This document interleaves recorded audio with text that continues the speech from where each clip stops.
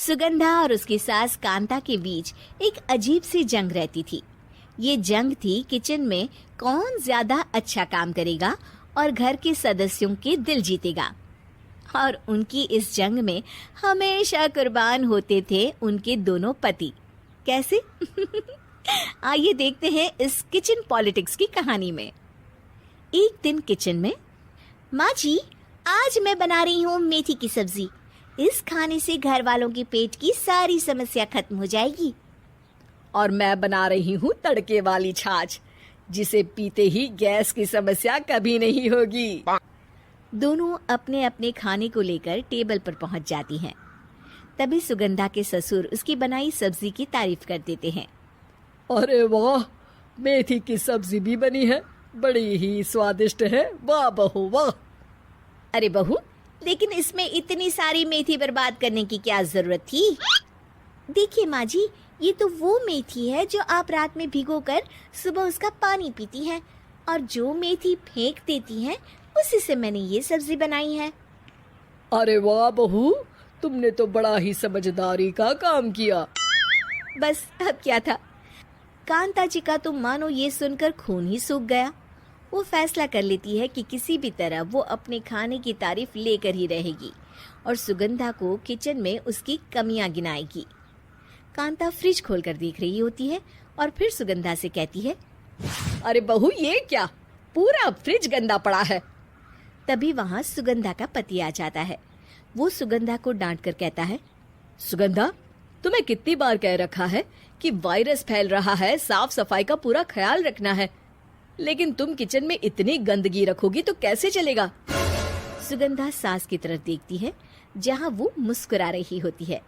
सुगंधा समझ जाती है कि सास ने उससे बदला लेने के लिए ये सब किया है। दोनों रात के खाने की तैयारी में लग जाती हैं। दोनों ना एक दूसरे की तरफ देखती हैं और ना ही एक दूसरे से बातें करती हैं।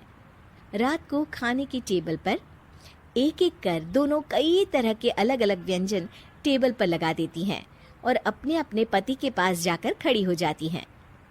अरे खाइए जी खाइए, मैंने बड़ी मेहनत से बनाया है।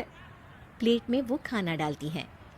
सुगंधा भी दोनों की प्लेट में खाना डालते हुए कहती है, बड़ी ही मेहनत लगी है इस खाने को बनाने में। हाँ, दोनों को ना चाहते हुए भी सारा खाना खाना पड़ता है।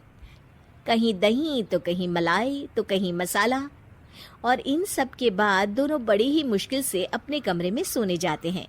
लेकिन अगली सुबह सुगंधा का पति चिल्ला रहा होता है, हाय रे, हाय मेरा तो पेट खराब हो गया। हाय माँ, बहुत दर्द हो रहा है। तो वहीं कांता के कमरे से भी कुछ ऐसी ही आवाज आने लगती है। हे भगवान, इस सास बहू की लड़ाई हमारी जान लेकर रहेगी। जाओ कोई डॉक्टर को बुला कर लाओ। डॉक्टर आते हैं। दोनों को देखकर कांता और सुगंधा से कहती हैं, देखिए, आप दोनों इन्हें खाने में हल्का ही दीजिएगा। हो सके तो रात का खाना जल्दी खाया करे और वॉक किया करे। इतना कहकर डॉक्टर वहां से चले जाते हैं। जिसके बाद एक बार फिर से दोनों बहुएं किचन में जाती हैं और खाना बनाने में लग जाती हैं। रात में खाने के टेबल पर दोनों एक बार फिर से खाना लगाने लगती है। पापा जी, मैंने ये पतली मूंग की दाल की खिचड़ी के साथ ये पापड़ और पुदीने की चटनी भी बनाई है। अरे बहू, अभी अभी बेचारे पेट की बीमारी से गुजरे हैं। इतना भारी खाना तो डॉक्टर ने भी मना किया है ना। देखिए, मैंने आप दोनों के लिए सूप बनाया है। और दोनों उन लोगों की प्लेट में खाना डालने लगती हैं। तभी दोनों एक साथ बोल पड़ते हैं, बस करो, हमें माफ करो। हमें नहीं खाना इस घर में, ना खिचड़ी और ना ही सूप। हम इंसान हैं, एक वक्त में एक ही खाना खा सकते हैं। बस करो, हमें माफ करो। हमें नहीं खाना इस घर में, ना खिचड़ी और ना ही सूप।